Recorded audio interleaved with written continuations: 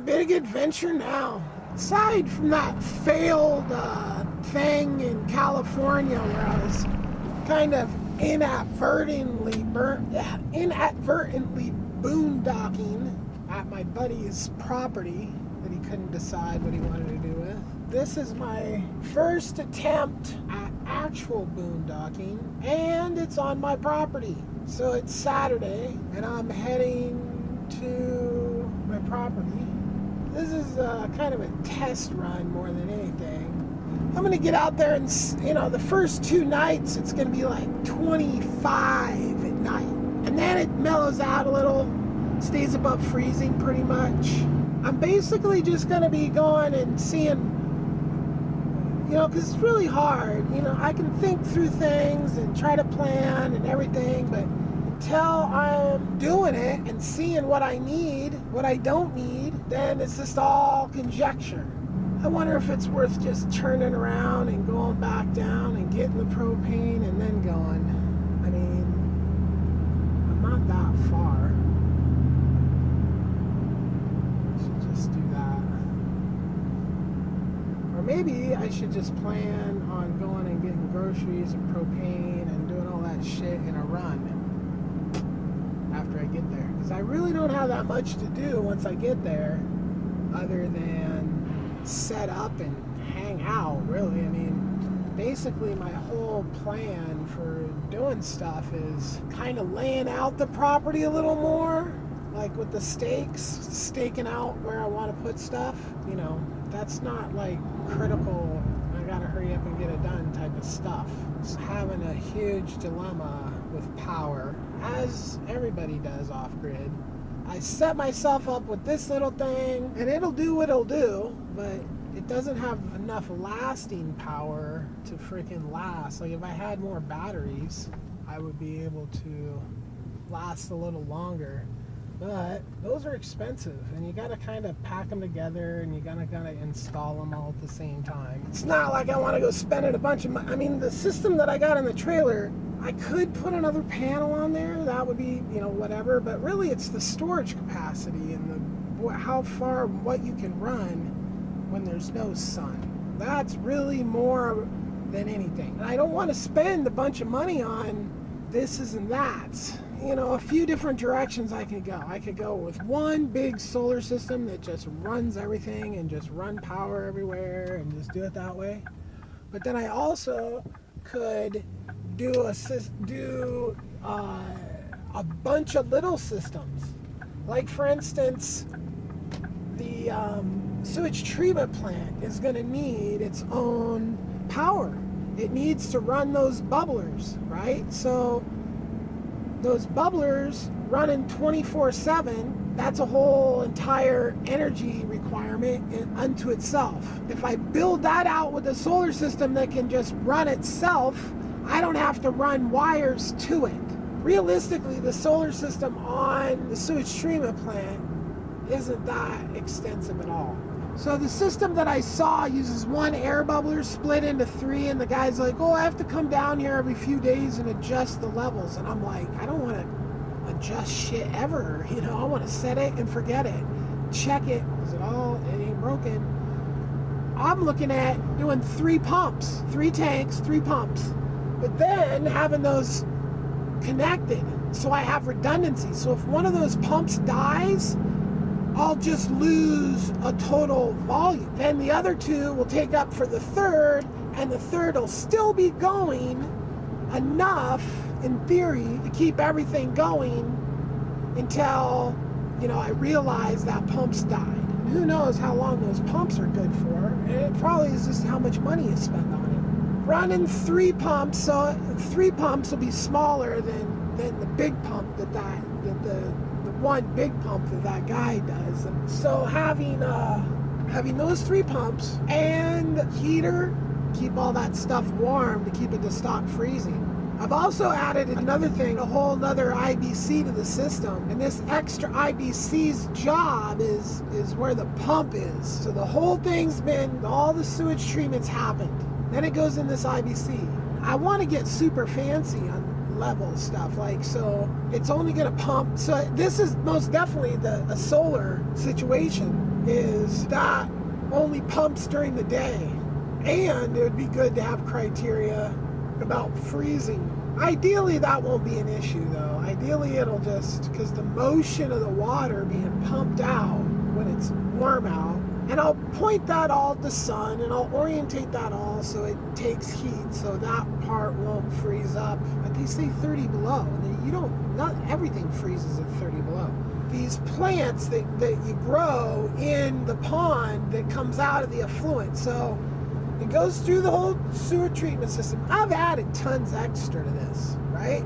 And I've added tons extra to it because, and it's not even really tons, but I'm just trying to totally integrate it in with what I'm trying to do, and just have the effluent just go in. So it'll go through the whole system where it should be totally fine.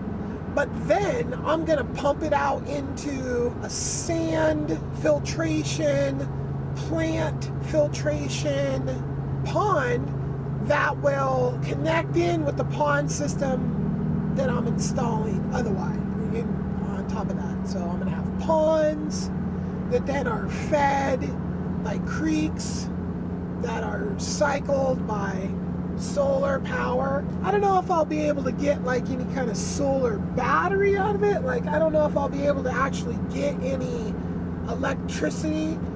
So the whole thing with solar batteries and water is when you have sun and your solar's working, you're pumping water uphill, and then when the sun's gone, then the water coming back down is, your solar battery. So I'm gonna have a water tank that's up in the air, water tower, and I've been researching into how to keep those things from freezing. I think about the best way I've found is just motion.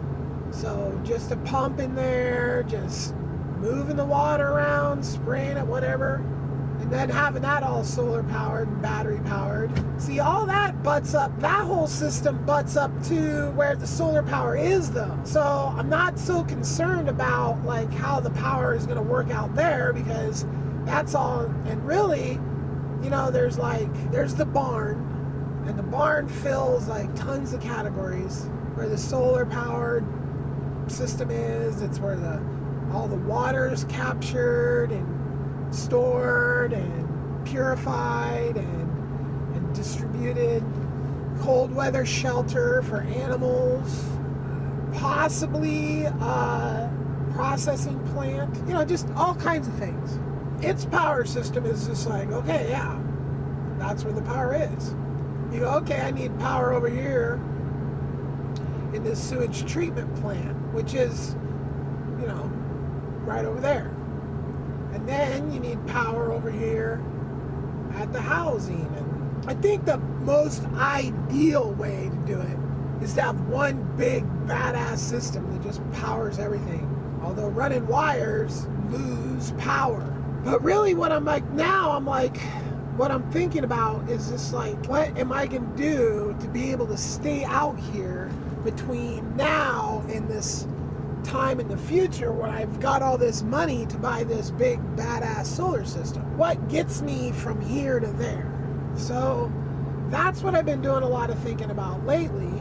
I have realistically a couple months up here at the property where before it gets insane cold, and then I might just dip out, go south for the insane cold. We'll see. But what do I do in the meantime? And what do I do when I come back? I've got a little generator. I've got this trailer that has solar power that I can plug into and run stuff off of. It can't even run its whole self. And honestly, that kind of system is super hard to build out. Like an all-inclusive system on a trailer. Solar power. Which is one of my future projects. I've got some pretty good ideas that I've seen and some stuff that I've just come up with myself. So anyway, I have this need to have more power than I have. And I don't want to just be running a generator all the time. That's like a kind of a crappy solution. What I want to do, or what I'm thinking about doing, and I'm not even sure if I can afford this or not, because the little system that I just put in my trailer was like $4,000. And it's not powerful enough to run my whole trailer. To get to that level is obviously going to be more than $4,000. So what I'm thinking about, because you have to keep the batteries warm. You can't just let your batteries freeze. And that just kind of works against, like, whoa, what am I going to do if I buy all this shit? I mean, is there even a way to set it up and have it be okay by itself for 2 months out there? Yeesh. That's a lot of freaking ifs. And so my thought is this: taking my extra trailer, it's basically a piece of shit. I mean, it really is. It has some rot in it where the whole thing squatted down. Works, but it's just ugly and old. And so if I was to take that, and mainly what I'm looking at is the fact that it's got a furnace thermostat, so it can keep itself warm. I could put solar on the ground, so I don't need it to mount the solar on. Or maybe I could like kick something up off it, you know, like use it as the elevator to get the slant that I need, possibly. And then build out a solar system inside that trailer that I could plug in my other trailer to and run off while I'm there. A system big enough, and see, I'm not looking to run AC right now. Like an AC system, especially at night, you know, that's just freaking insane battery storage, right? But just running the heater, you have to have power to run the heaters. And this, my new trailer, it runs the whole fan system, so it's sucking power to run that heater system in this thing. How much power? Not as much as the AC, way more than nothing. So to be able to run that trailer, it would have to run 2 trailers basically, the system that I'm talking about. The one trailer it's running to keep the system from freezing up and to keep everything warm, which basically I can set the temperature on like probably literally like 40. You know, I would have to order a huge propane tank, which I can. They deliver big ass propane tank. And then that big ass propane tank would keep those heaters going in that trailer and keep the solar system from freezing up. And I could like take that other trailer and totally like do all the shit that I don't want to do to this trailer as far as like insulating it from the weather. Like I could seal the bottom to the ground, cover all the windows. I can make that thing basically unlivable, but where it would be livable, but that's really not its job. Getting a generator that can automatically kick on when the batteries are too low and then charge those batteries, that's like next level. My generator that I have right now most definitely won't do that. The system would have to rely completely on electricity from solar to be set it and forget it. But to run that trailer is a hell of a lot less because it just runs fans that are just with the furnace. It doesn't run like the top thing and all that all together. But then it's like, okay, yeah, I built this solar system. It does all this stuff. Then I spent all that money, which, I can't even imagine how much that's going to cost. If that costs $4,000 and I'm looking at something that can run that and that all night long, it's all about the batteries, and that's where the expense gets freaking crazy. I mean, all the solar panels and all that other shit, if you have one giant inverter, then you're just powering that thing all the time, and it's just burning electricity, just tons. So what they do is they use little ones in stages, and there's like 2 or 3 of them depending on what your needs are. So when you get up to this need, you have 1. You get up to this need, 2. You have this need, 3. Kick on. Realistically, it's kind of like that because I would need to have, and then if I'm building this thing out, like I'm literally gonna render the one trailer like not usable pretty much because it's just gonna have all this batteries and solar charger and all this stuff is gonna be in there. I mean, sure, there's still a bathroom, there's still a stove, and the bed, in theory you could sleep in there, but really that isn't it's being converted over into basically a little mini power plant, temporary mini power plant. And if I do it good enough, I mean, I might even be able to sell the thing or use it on another project. I could build out the solar panel holder in a special way that I can take it apart, pack up all the panels and all that stuff into a trailer, into another trailer, and then just move that and have portable power. Or sell it. Somebody might want something like that after I'm done needing it. The whole reason looking at using this other trailer is because it has a furnace. It can keep itself warm. If I was to put this in just a little cargo trailer, what's going to keep those batteries from freezing up? What's going to keep all that equipment from freezing up? If it's 30 below, and I'm thinking like 6 panels. I have no idea how much the panels cost in comparison to all the other parts. You get a kit and you get this and that and it's hundreds of dollars. Well, add a panel. Are the panels hundreds of dollars each? Or were the chargers hundreds of dollars? Or, so I don't really know. But it's the batteries. The batteries are where it really gets you. I mean, to have enough freaking power to run that shit, it's like some serious batteries. And then there's like, what batteries do you get?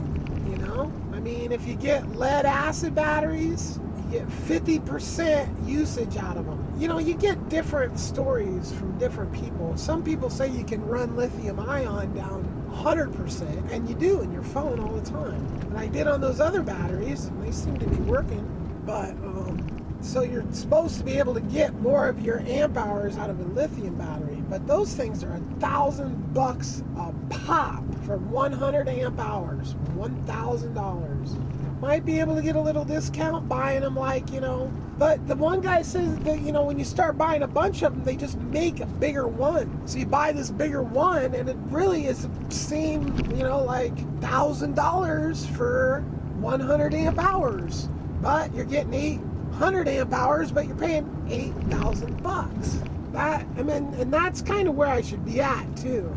Or maybe just some decent lead acids, just some of those big ones but I have no idea how much that's going to cost versus what, but then like my super badass system, that's going to be nickel iron, old school batteries that last for 30 years.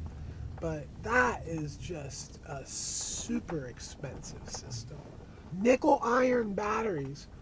There's another company now in Oregon that makes a shipping container battery. The whole shipping container is a battery, just one ginormous battery. And it's the same technology, this nickel iron. I'm pretty sure it's the same technology because it's an alkaline medium instead of an acid medium. Although the website just changed and they don't have this like ultra package anymore, which is kind of weird.